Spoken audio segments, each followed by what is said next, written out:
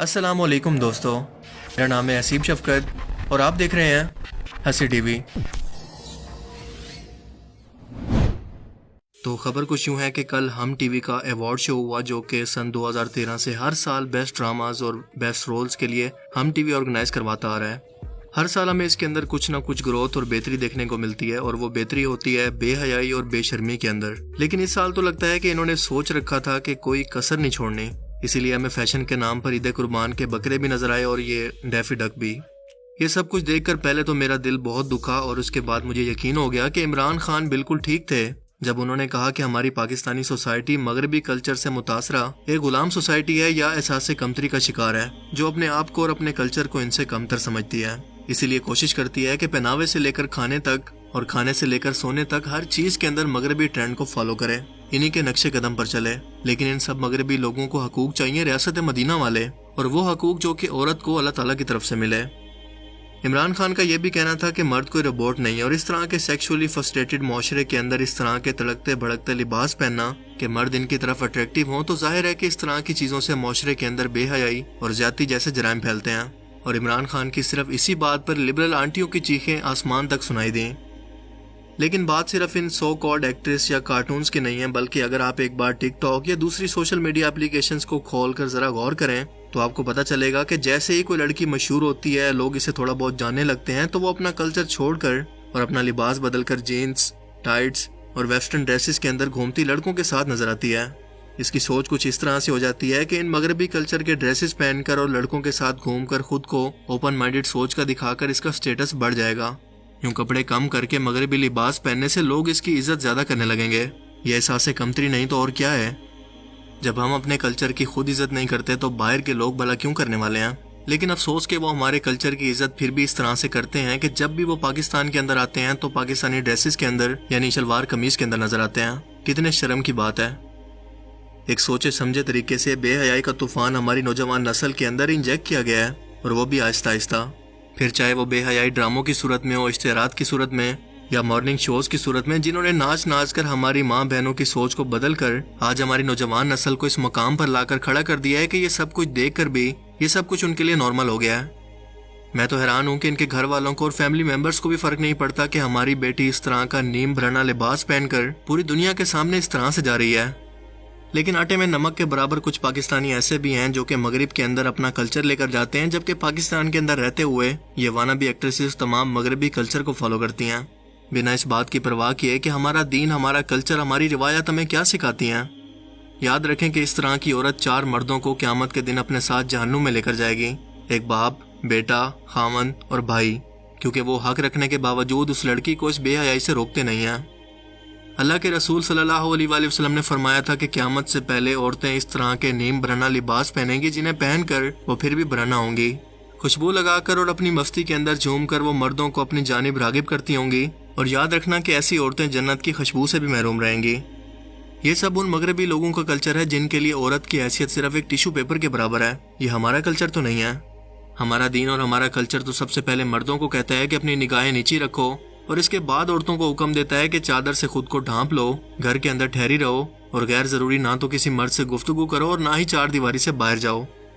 इन औरतों को चाहिए कि अपना रोल मॉडल उनको बनाएं जो कि जनती औरतों की सरदार हैं। नबी करीम सल्लल्लाहु अलैहि वसल्लम की प्यारी बेटी हज़रत फातिमा रज़ियल्लाहु तआला अन्हा, जिनका फरमान है कि हया और शर्म औरत का सबसे बड़ा जेवर है।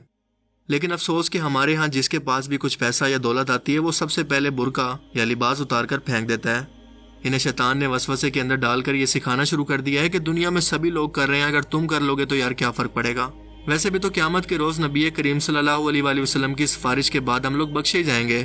हालांकि सच तो यह है कि जब अल्लाह के रसूल सल्लल्लाहु अलैहि वसल्लम को क़यामत के रोज बताया जाएगा कि ए अल्लाह के रसूल, ये वो लोग हैं जिन्होंने आपकी वफात के बाद कुरान करीम को अपनी पीठ के पीछे डाल दिया, यानी ना तो कुरान की तालीमात पर अमल किया और ना ही इसको फॉलो किया, बल्कि सिर्फ बेटियों को रुखसत करने के लिए या फिर कसम खाने के लिए इसका इस्तेमाल किया और दीन के अंदर नई नई चीज़ों को खुद से शामिल कर लिया।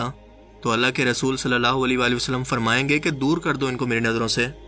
और सोच कर देखें कि जब अल्लाह के रसूल ही आपकी सिफारिश नहीं करेंगे तो अल्लाह की पकड़ से आपको क़यामत के रोज़ कौन बचाएगा।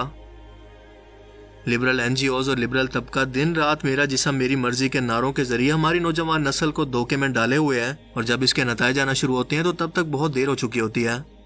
یاد رکھیں کہ اللہ کے رسول نے فرمایا کہ جو بھی شخص جس بھی قوم کی مشابہت اختیار کرے گا قیامت کے روز انہی لوگوں کے ساتھ اٹھایا جائے گا۔ اسلام جب عورتوں کو گھر میں رہنے کی بات کرتا ہے، پردے کا حکم دیتا ہے، تو اس کا مطلب یہ ہرگز نہیں ہے کہ وہ کسی وجہ سے ان کو قید میں رکھنا چاہتا ہے یا آگے بڑھنے سے روکتا ہے، بلکہ دین اسلام ہی ہے جس نے سب سے زیادہ عورتوں کو عزت دی ہے، اور سب سے قیمتی چیز معاشرے کے اندر اس طرح سے بیان کیا ہے کہ عورت کے قدموں کے نیچے یعنی ماں کے قدموں کے نیچے جنت رکھ دیا ہے۔ مثال کے طور پر اگر کسی میٹھی چیز کو آپ ایسے کھلا چھوڑ دیں تو اس پر طرح طرح کے کیڑے مکوڑے حملہ کر کے اسے خراب کر دیں گے، لیکن اگر آپ اسے ڈھانپ کر یا اس پر پردہ ڈال کر رکھیں تو اس پر ایسی کوئی بھی چیز حملہ نہیں کر سکے گی۔ اور قیمتی چیز کو تو ہمیشہ ان تجوریوں کے اندر چھپا کر رکھا جاتا ہے، جبکہ کوڑا تو ہمیں سرے عام سڑکوں پر ہی ملتا ہے۔ اسی لیے اسلام عورت کو ایسے قیمتی سونے کی طرح ہی حقوق دیتا ہے۔ فحاشی اور عریانی ایک ایسا ہتھیار ہے جو کہ قوموں کے فیملی سسٹم کو توڑ کر اس معاشرے کو بالکل تباہ و برباد کر دیتا ہے۔ پاکستان بھی ان ممالک کی فہرست کے اندر شامل ہے جہاں پر سب سے زیادہ آن لائن کنٹینٹ یعنی نازیبا قسم کا کنٹینٹ سب سے زیادہ دیکھا جاتا ہے۔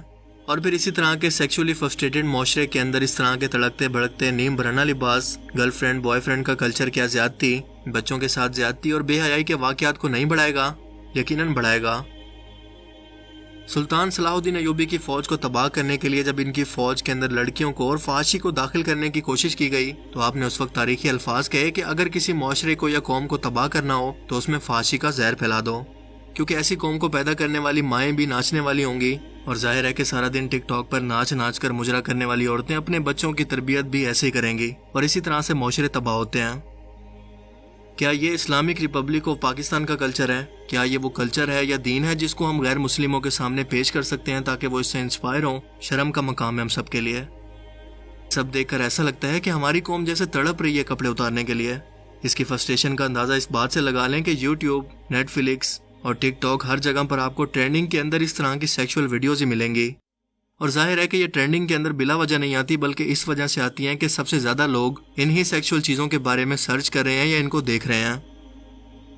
اگر آپ چاہتے ہیں کہ معاشرے سے یہ چیزیں ختم ہو جائیں تو سب سے پہلے آپ کو اپنی سوچ کو بدلنا ہوگا، اپنے گھر سے شروعات کریں، کیونکہ اگر آپ باپ ہیں یا شوہر ہیں تو آپ کو ایک ایسی بیٹی کو جوان کرنا ہے جو کہ معاشرے کے اندر حضرت عمر رضی اللہ تعالیٰ عنہ، سلطان صلاح الدین ایوبی اور حضرت خالد بن ولید جیسے حکمران ایک بار پھر سے پیدا کر سکے، نہ کہ ٹک ٹاک پر مجرے کر کے اسے ٹیلنٹ کا نام دے۔ افسوس تو اس بات کا ہے کہ یہی ایکٹرز رمضان المبارک کے آتے ہی اپنے سر پر دوپٹہ رکھ کے یا اسلامک لباس پہن کر ہمیں دین سکھاتے ہیں۔ اسی لیے سچ تو یہ ہے کہ بے غیرت تو یہ لوگ بھی ہیں، لیکن اس سے بڑھ کر ہم لوگ بے غیرت ہیں کہ جو یہ سب کچھ دیکھ کر بھی آرام سے برداشت کر لیتے ہیں۔